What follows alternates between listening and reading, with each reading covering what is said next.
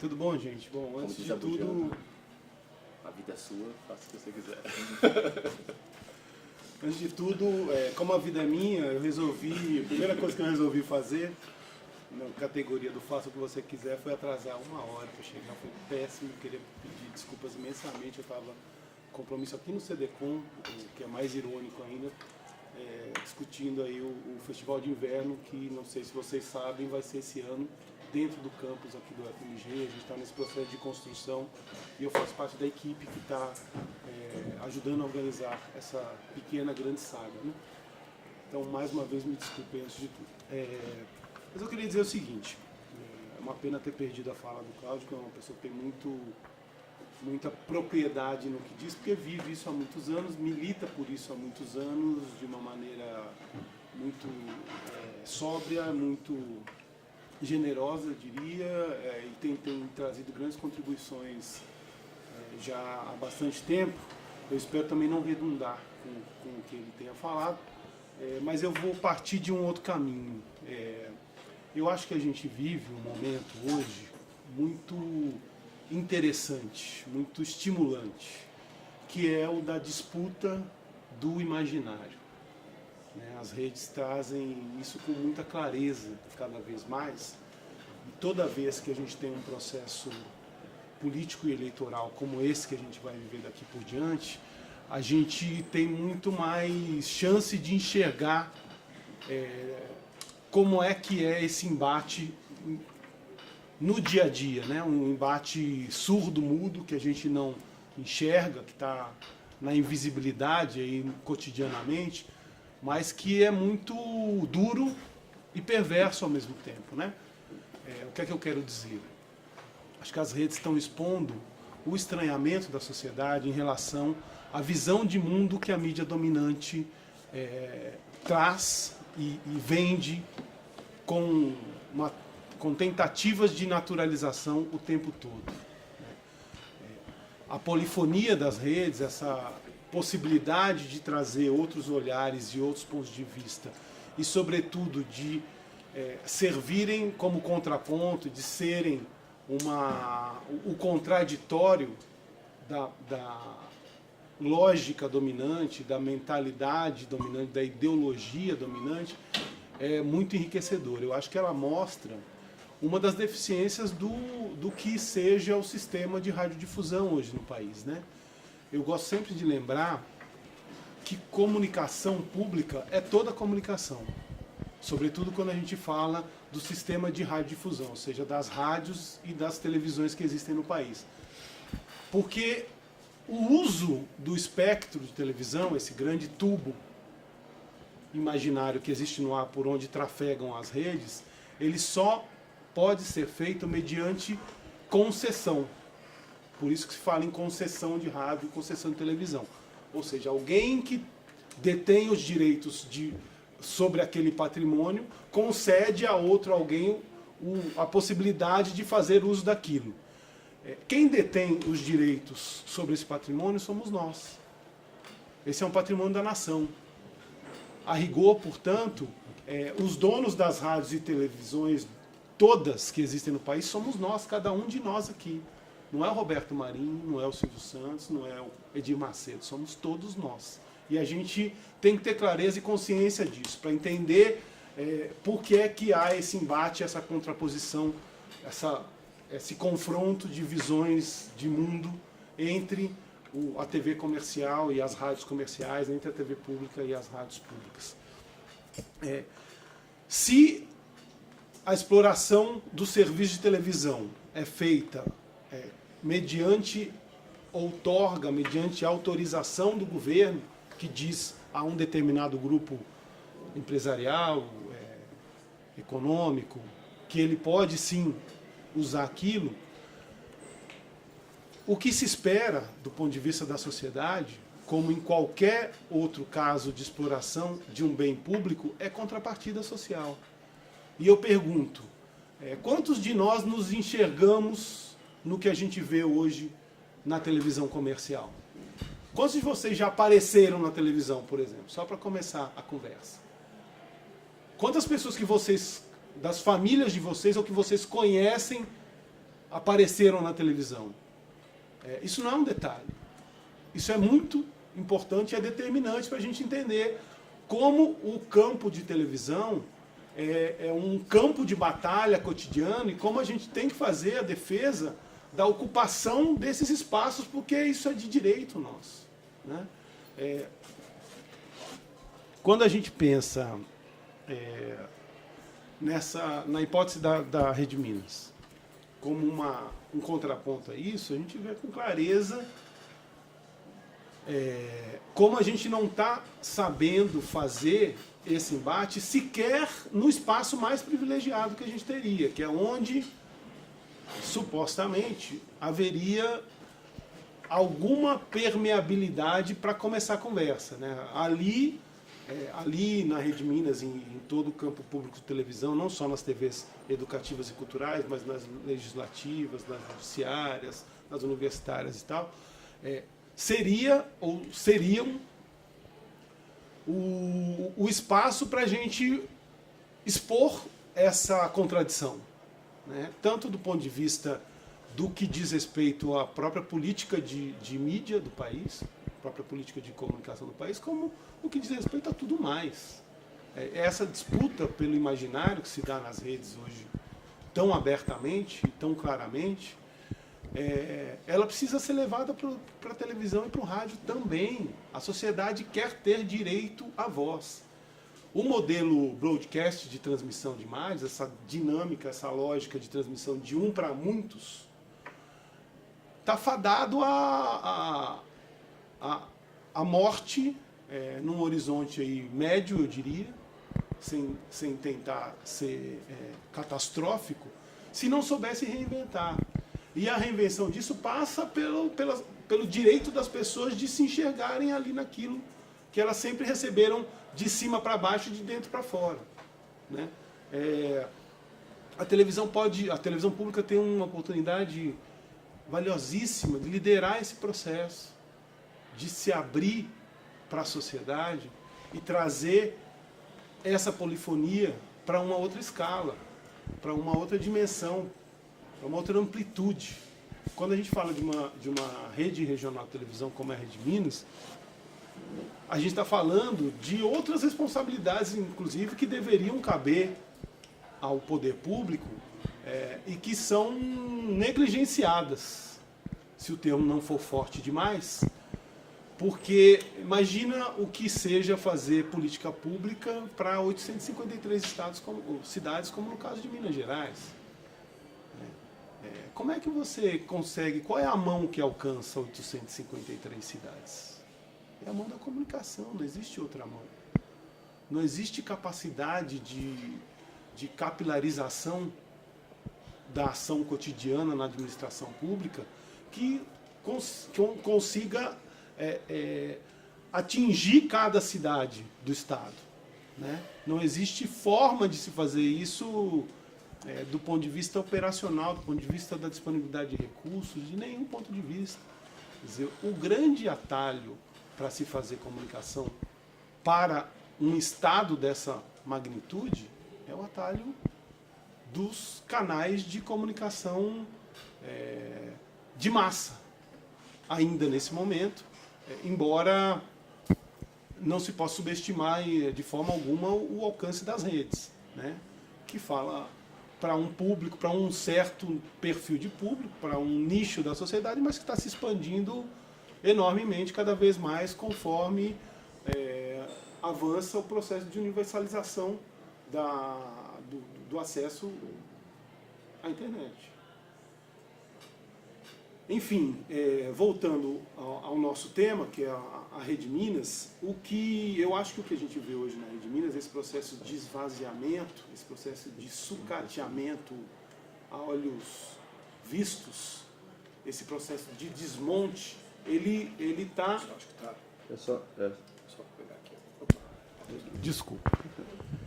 Ele está muito integrado a um percurso histórico de sabotagens permanentes. A TV pública tem sido sabotada desde o seu nascedouro, desde o seu berço. Ela, para começar, ela já foi adiada, né? O processo de construção de uma televisão pública, ou da ideia da televisão pública, foi adiado enquanto se pôde pela televisão comercial, porque o percurso de implantação do serviço de televisão no Brasil, ele já se deu na contramão da maior parte do mundo, sobretudo dos países desenvolvidos. Na maior parte do mundo, a televisão nasceu pública e não comercial. No Brasil, durante décadas, a televisão foi eminentemente comercial.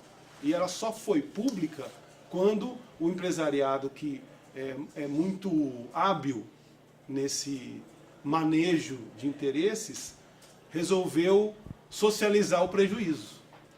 A primeira televisão brasileira, criada pelo Assis Chateaubriand, que se tornaria o grupo dos Diários Associados, que até hoje ainda é uma potência que esfarela todo dia, um pouco por dia, mas ainda é uma potência. Ele quando criou a Tupi, começou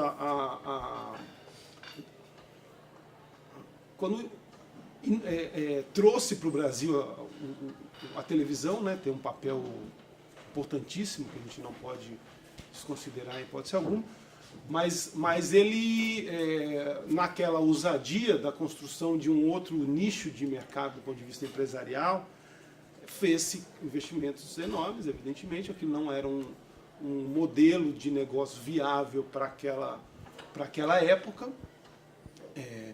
Custou até a televisão se tornar de fato uma mídia de massa, né?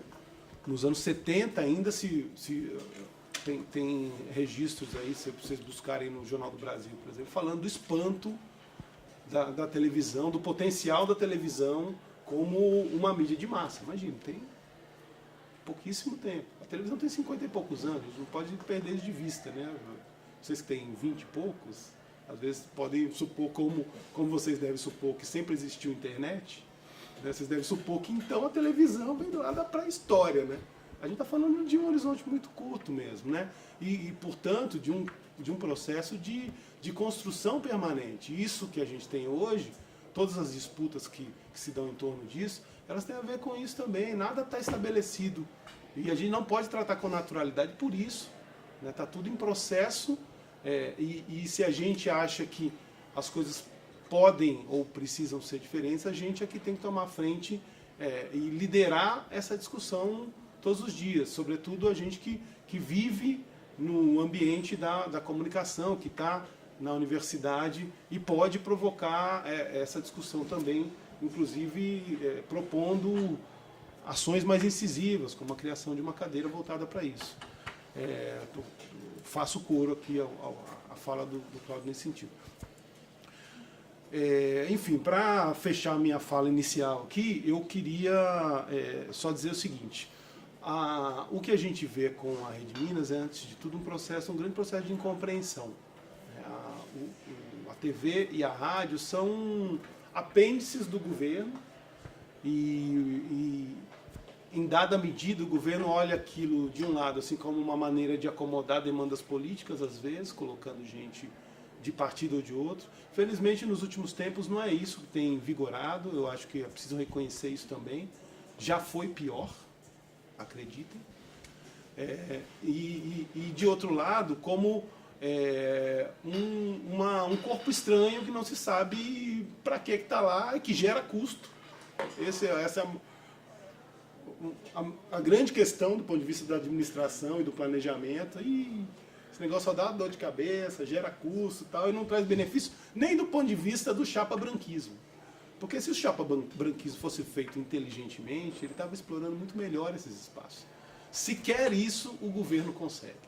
Então eu acho que esse estado de abandono, essa viuvez, esse viralatismo da televisão pública como um todo, num contexto em que a Rede Minas não é uma exceção, pode ser benéfico para quem queira transformar aquilo num espaço de experimentação, de ousadia e de busca de diálogo com a sociedade de uma maneira mais ampla, né?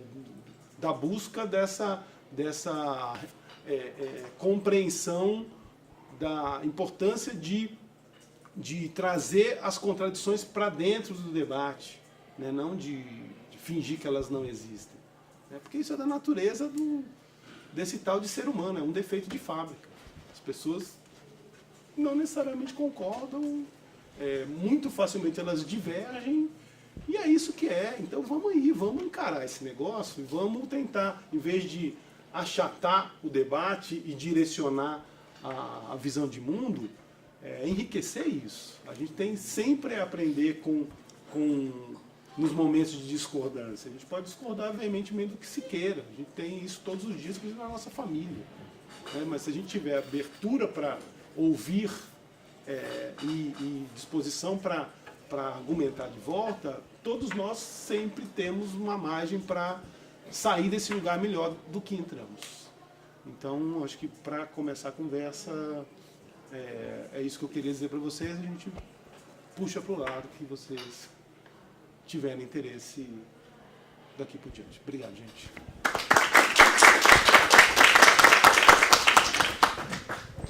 É engraçado que as 3 falas convocaram alguma coisa para vocês, ou seja, tem trabalho aí para vocês à vista. Bom, eu queria abrir para as perguntas. Vamos lá. Alguma? Melhor vocês perguntarem, senão a gente não vai parar de falar. É melhor vocês começarem a direcionar, senão... Eu queria saber mais ou menos o que se prevê para o futuro da Rede Minas, então, com todo esse processo. Assim, vocês acham que vai realmente acontecer agora? Repete a pergunta para gravar, né? Qual que é o teu nome? Desculpa. Bárbara. A Bárbara está perguntando para a gente o que a gente prevê, que horizonte a gente enxerga agora, depois desse processo. Bom, do ponto de vista prático, a Rede Minas está num processo de convocação dos cargos concursados, e esse trâmite provavelmente vai demorar alguns meses, e provavelmente a Rede Minas vai ter um vácuo, uma lacuna aí, de mão de obra mesmo, de profissionais. Assim, é muito provável que as demissões continuem acontecendo, que é aquilo que eu falei mais cedo, daquela mentira que foi nos contada, de que não haveria demissões até o processo ser concluído, mas provavelmente elas vão continuar acontecendo e a gente vai ter esse buraco. Muitos programas devem acabar, eu acredito que muita coisa vai ficar temporariamente suspensa, com reprises no ar, esperando uma nova equipe chegar. Os próximos meses eu acho que é um futuro bem tenebroso, assim. Mas eu acho que é uma oportunidade da gente aclamar, assim, e começar a reclamar e buscar essas soluções, assim, né? É hora de discutir e debater essas soluções. Como que a gente vai agora, nesse momento, a médio e a longo prazo, resolver essas questões na emissora, assim. E por isso que é importante que todos participem do debate. Eu vejo isso como um momento de oportunidade também, né? Porque quando você está chegando na beira do poço, no caso da cultura, que é onde eu milito cotidianamente, eu vejo isso todos os dias, tem sempre uma margem para uma retroescavadeira entrar lá e abrir um pouquinho mais, aprofundar o buraco. Sempre tem. Mas a vantagem, se há uma, é que você já não tem muito a perder. Então, esse momento da Rede Minas é de uma fragilização tão grande que as equipes estão desestimuladas. Eu tenho certeza que o comando da TV não está numa zona de conforto. Aliás, eu, curiosa ou contraditória ou sintomaticamente, saio daqui a pouco diretamente para uma reunião na Rede Minas, com gente lá com quem eu já trabalhei, e algumas das pessoas que estão no comando da TV hoje foram contratadas por mim na época que eu tive lá, inclusive. Mas eu não deixo, em hipótese alguma, eu estou indo na condição de diretor de um dos coletivos de música da cidade, porque a gente faz um programa em parceria com eles lá, e eles continuam sendo parceiros estratégicos, mas nem por isso eu deixo de me posicionar em hipótese alguma, inclusive diretamente para eles em relação a isso tudo. Eu sei que há um desconforto, para mim é uma grande decepção que essas pessoas, que são pessoas que eu sei que podem mais do que isso, ou gostariam de ter mais do que isso, estejam liderando esse processo de desmonte. Mas às vezes também as coisas se dão não por opção, mas por falta de opção. Então eu ainda acredito na boa vontade dos seres humanos e tendo a me iludir achando que é um processo de redução de danos. Eu imagino como é que seriam os danos se não houvesse um esforço de redução, porque hoje eles não são pequenos. Mas o que eu queria dizer é que a gente está no início de um embate político e eleitoral, por força aí da sucessão ao governo de Minas, que a gente precisa valorizar, a gente precisa levar isso para a pauta política, a gente precisa propor soluções para a Rede Minas. A gente tem tentado, há um grupo trabalhando nisso, inclusive do ponto de vista do legislativo, eu tomei parte dele em um determinado momento, nessa fase a gente se distanciou um pouco, mas isso deve ser retomado em breve. Já tramita na Assembleia Legislativa um projeto da criação da Empresa Mineira de Comunicação, de autoria do deputado Celino, do Sintrocel, do PCdoB.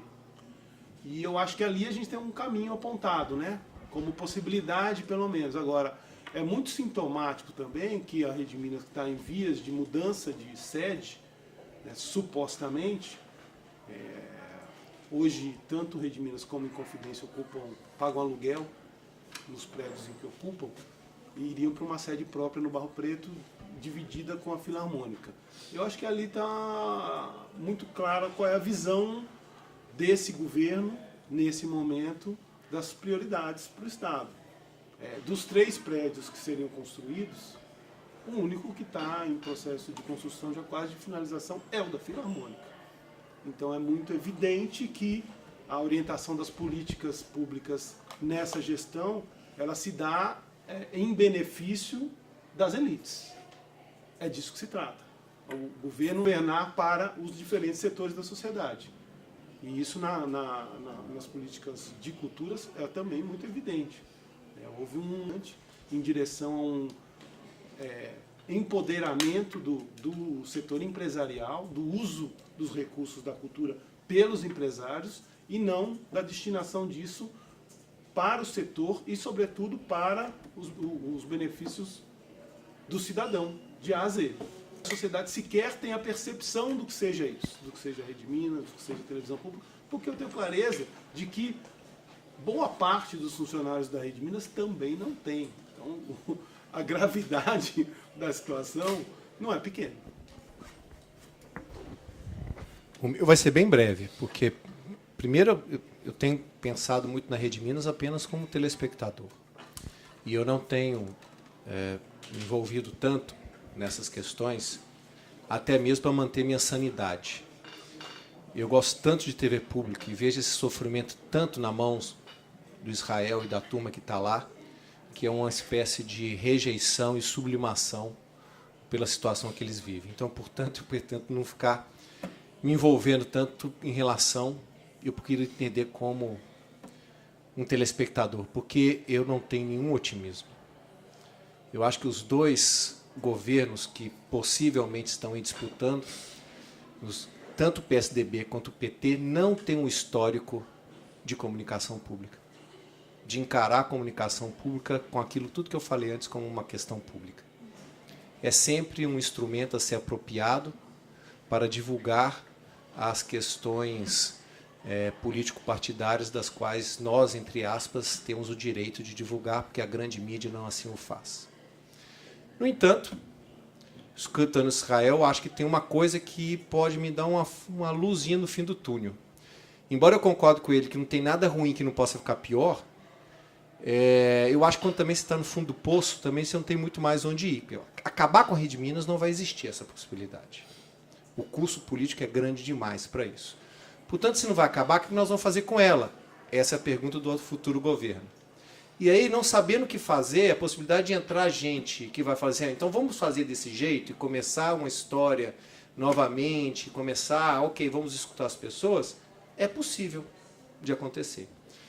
Por outro lado, e junto a isso, a gente tem algumas experiências no mundo que mostram, né? Para mim, precisa que essas pessoas se iluminem, que mesmo para ter uma TV de chapa branca, é preciso ser uma televisão que as pessoas vistam, acreditem e se considerem representados por ela. Então, sempre acredito que possa existir esse tipo de movimento interno nessa terra arrasada que se parece que vai acontecer, de existir um outro movimento para isso. Agora, o que é fundamental nesse momento? É claro, da gente, em todos os candidatos, tem que ter no seu plano de trabalho o que eles querem de TV, pela TV Minas. Nada de coisas genéricas, assim, o que pensamos de comunicação, o projeto, não, assim, para a Rede Minas. O que vocês querem? Qual que é a funda? Porque nesse momento aparece, por questão da questão política, um monte de promessas. Ah, nós vamos fazer isso, nós vamos fazer aquilo, vamos reativar o conselho, bacana, beleza. Fazendo isso, a gente consegue cobrar depois. Ó, pera aí, a sua proposta foi essa, agora vamos tentar cumprir por essa. É, digamos, o que eu consigo imaginar, né, de um pouco de esperanças do que a gente pode acontecer. Não há dúvidas do que as pessoas que trabalham lá, a gente que é empenhada nisso, mas, obviamente, o processo tem expulsado muita gente boa de lá. E aí eu não tenho conhecimento suficiente para saber quem tá sobrando para apagar a luz e acender ela de novo, né? Porque alguém vai precisar acender. E aí que eu acho que pode estar a esperança da Rede Minas.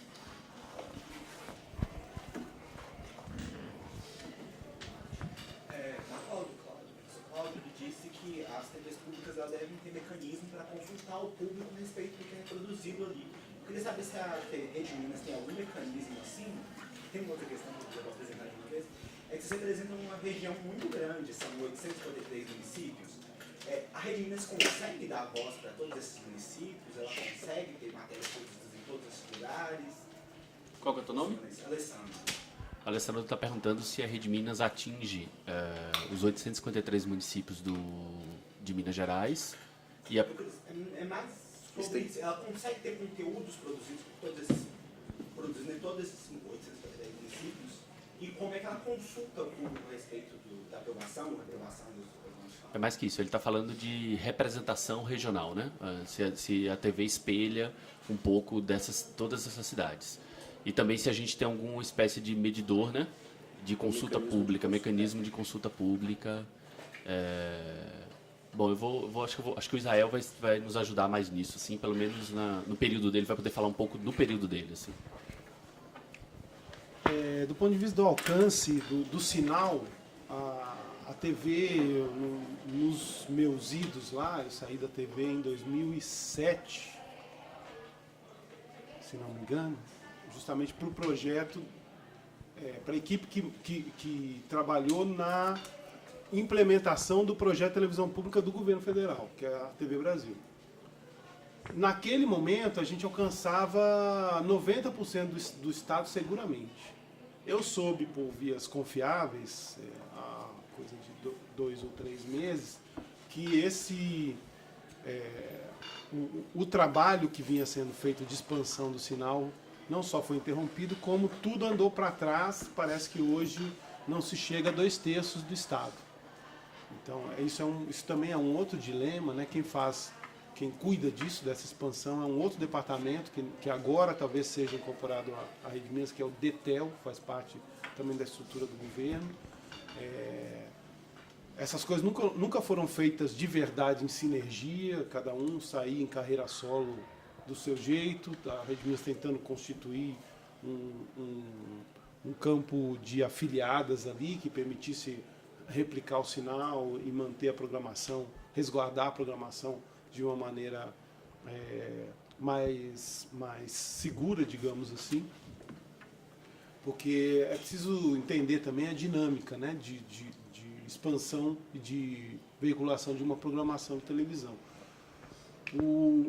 A cabeça de rede, quer dizer, a principal, a sede da televisão, não só do ponto de vista da geração do conteúdo, mas da geração do sinal, ela manda o sinal para retransmissoras que retransmitem para as suas regiões, né? Não necessariamente aquelas emissoras incorporam toda a programação. É muito raro que isso aconteça. Inclusive, nem é bom, nem saudável do ponto de vista da diversidade de vozes. Então, uma das possibilidades de se ter a presença de outros olhares e das pessoas de outras cidades é justamente ativar uma rede inteligente ali que possa gerar conteúdos locais e enviar para a cabeça de rede, aí sim levar para outros municípios que não aqueles que produziram esses conteúdos, né? Isso é muito tímido, para não dizer que praticamente inexiste. A gente tentou fazer alguns esforços naquela época, tem muitas dificuldades mesmo, porque essas afiliadas também não tem muito onde cair mortas, e o tempo todo você chama alguém para conversar sobre compartilhamento de conteúdos, etc. O diálogo é interditado pelos interesses financeiros. O que é que eu vou levar com isso? Quanto é que a minha TV vai ganhar? Eu não tenho estrutura, enfim. Acaba virando terapia coletiva, um chororô em massa e as coisas não avançam nunca. É muito evidente também que há um estado de abandono das afiliadas e das emissoras locais aí que replicam o sinal no caso da Rede Minas. É preciso haver um trabalho qualificado para reconstruir isso e para estabelecer outros níveis de relacionamento no dia a dia. Então, portanto, não, a resposta é não. A Rede Minas é uma televisão de Belo Horizonte que fala para Belo Horizonte, sobre Belo Horizonte.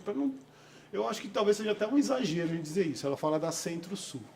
Ela fala da intracontorno e quando tem um acidente no anel, sai um pouquinho, né? Então eu acho que a miopia dominante, ela passa por isso também. A própria programação denuncia a falta de visão, de comprometimento, não só com as possibilidades que a comunicação pública pode oferecer, mas com o próprio cidadão.